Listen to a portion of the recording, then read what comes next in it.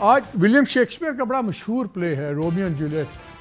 اس کی ایک بڑی مشہور لائن ہے, آپ سب نے سنی ہوگی. وہ کہتے ہیں what is in a name that which you call a rose by any other name smells as sweet.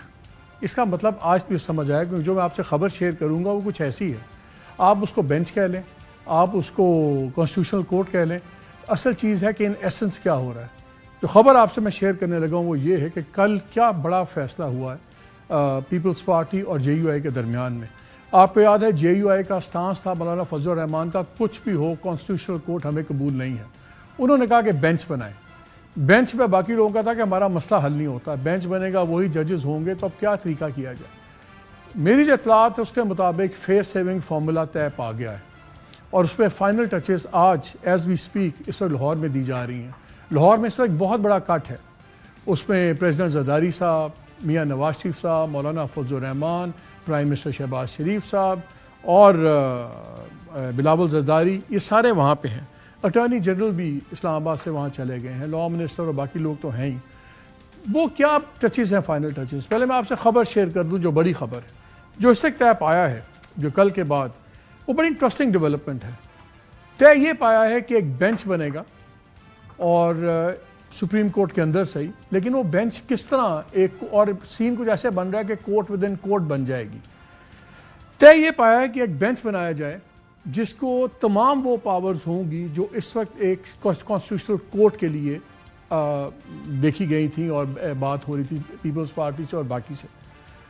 اور طریقہ یہ بنایا جائے گا کہ جوڈیشل کمیشن جو ہے وہ اپوائنٹ کرے گا ان ججز کو. سو جو ایگزسٹنگ اس وقت کورٹ میں ججز بیٹھے ہوئے ہیں, اس میں سے ہی 5 یا 7 ججز لے لیے جائیں گے, ان کا بینچ بنے گا اور اس پہ قدغن نہیں ہوگی کہ جی ٹاپ کے 5 لینے ہیں یا ٹاپ کے 7 لینے ہیں. تو وہ سینیورٹی والی قدغن نہیں ہوگی. جوڈیشل کمیشن کوئی بھی 5 یا 7, یہ نمبر بھی آج فائنل ہو جائے گا, وہ لے لیے جائیں گے اور ان کا بینچ بن جائے گا, اور اسی بینچ کا جو ہیڈ ہوگا وہ بھی جوڈیشل کمیشن اپوائنٹ کر دے گا. سو ٹیکنیکلی وائل یہ ججز دوسرے کیسز میں یا اس کیسز میں تو سبسروینٹ ہوتے یا ان کو بینچز میں اپوائنٹ کر سکتے تھے جسٹس, تو اب اس بینچ کی بنانے میں چیف جسٹس آف پاکستان کا ہاتھ نہیں ہوگا آن ہز اون.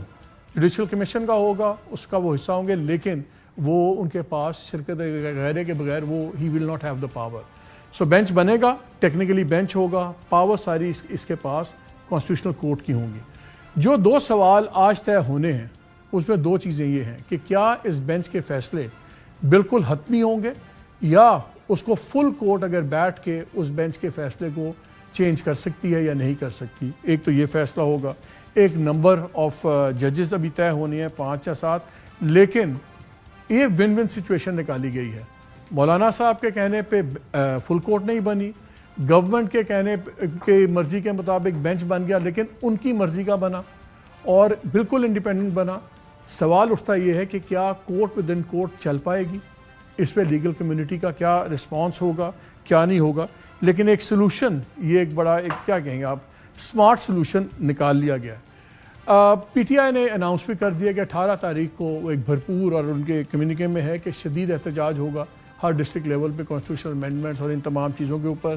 کل آپ کو پتہ ہے کہ کل سیشنز بھی کال ہوئے ہیں سینٹ کے بھی اور نیشنل اسمبلی کا بھی, تو اس میں ہو سکتا ہے کل یا پرسوں تک یہ ڈرافٹ بھی اس کے اندر ٹیبل ہو جائے. یہ بڑے فیصلے آج ہوں گے, لیکن کورٹ ود ان کورٹ جو میں آپ سے بات کر رہا ہوں اس کا ابھی تک فیصلہ ہوا ہوا ہے اور اس پہ final touches as we speak اس وقت لاہور میں دی جا رہی ہیں. کیا ہونے والا آنے والے دنوں پہ اس پہ بات کریں گے. مجھے